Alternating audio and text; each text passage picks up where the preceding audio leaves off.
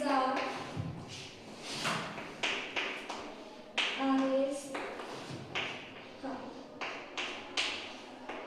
हे बघा, या वाक्यामध्ये आपल्याला प्रश्नचिन्ह नाही आलाय आणि हे वाक्य कसं आहे, एखादा प्रश्न विचारत आहे, काहीतरी त्या माणसाला विचारत आहे. तू शाळेत जात आहेस का? हे काय झालं आपलं प्रश्नार्थक वाक्य. आता पुढे बघूया. पुढचा प्रकार आहे आपला आज्ञार्थी वाक्य. तुम्ही लिहून घेताय ना?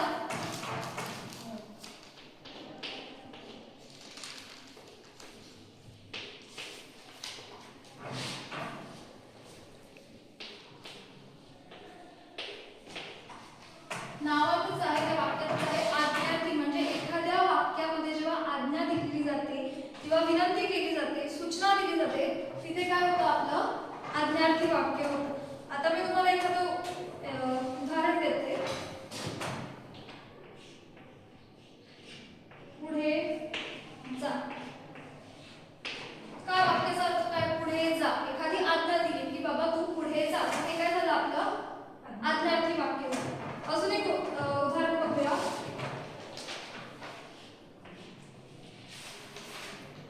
कृपया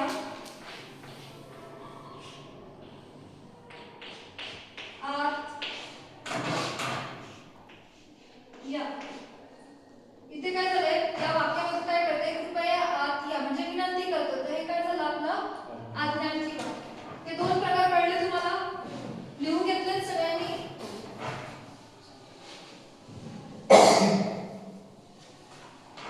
पुढचं आहे आपलं उद्गारार्थी वाक्य.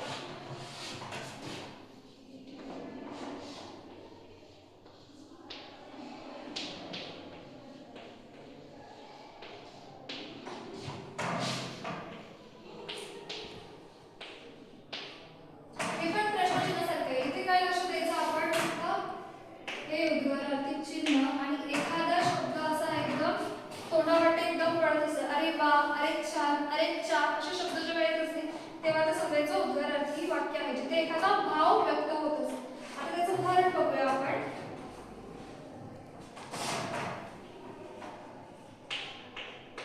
वा, काय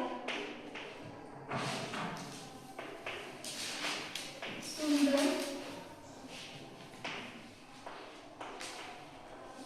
दिवस आहे.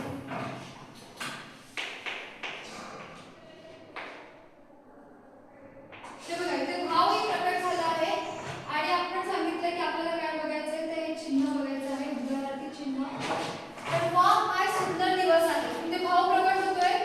तर हे काय झालं उद्गारार्थी वाक्य. तर आपण हा अर्थानुसार बघितलेला आहे. आता आपण पुढे विधानानुसार बघूया. वाक्याच्या प्रकारामध्ये दुसरं होतं विधानानुसार. त्याच्यात 3 उपप्रकार पडतात, ते आपण अभ्यासू.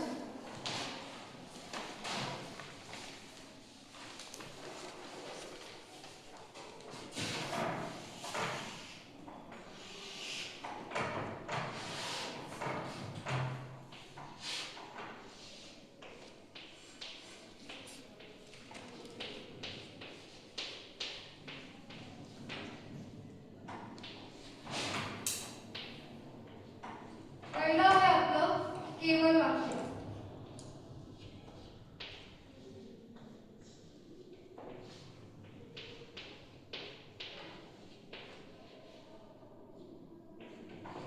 केवळ आणि आपण पहिला बघितलं, तुम्ही ते कन्फ्युज कराल. केवळ आणि विधानार्थी. विधानामध्ये विधान केलेलं असतं, एखाद्या घटकाची माहिती दिलेली असते आणि केवळ मध्ये एकदम सरळ वाक्य असतं, त्याचा फक्त एकच अर्थ होतो, एकच अर्थाचं असं एक सरळ वाक्य असतं. तर आपण त्याचं उदाहरण बघूयात.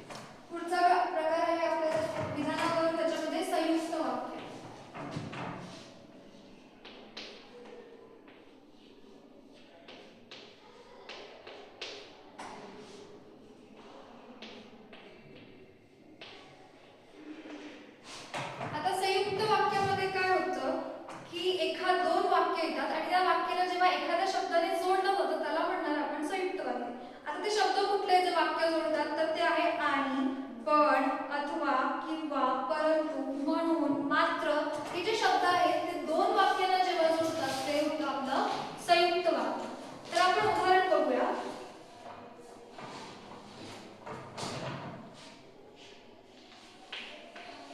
मी शाळेत जातो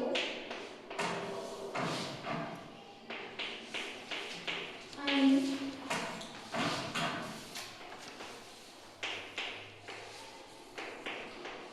शिक्षण हे दोन वाक्य आहे पण त्या दोन वाक्याला या एका शब्दाने जोडले. मी शाळेत जातो पण पुढे काय तर आणि शिक्षण घेतो. हे जेव्हा दोन वाक्यांना एक शब्द जोडतो आणि, परंतु, किंवा, मात्र, म्हणून ते झालं आपलं संयुक्त वाक्य. कळलंय संयुक्त वाक्य? पुढचं आहे आपलं मिश्र वाक्य.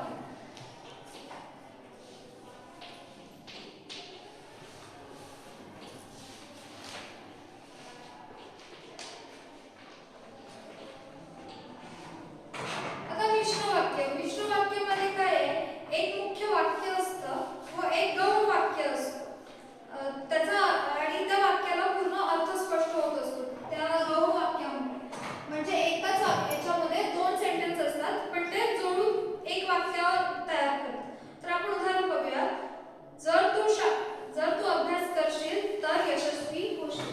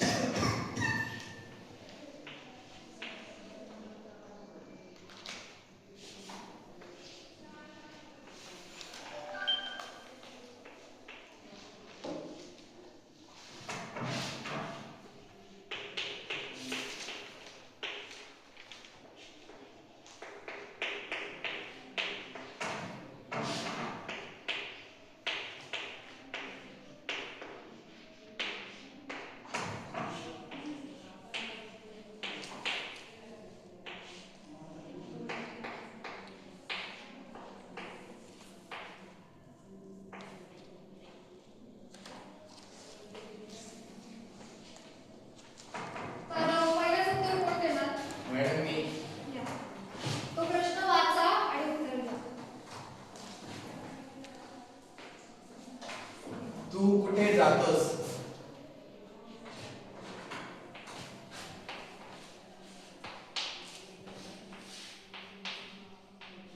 प्रश्न अगदी बरोबर. पुढचं उत्तर कोण देईल?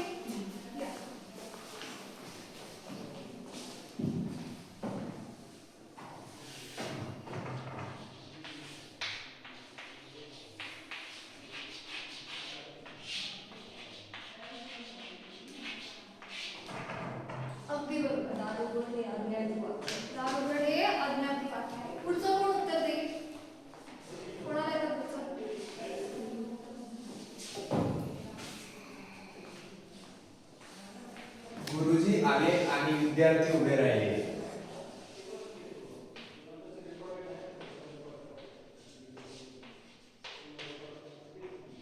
संयुक्त वाक्य. अगदी छान, बरोबर.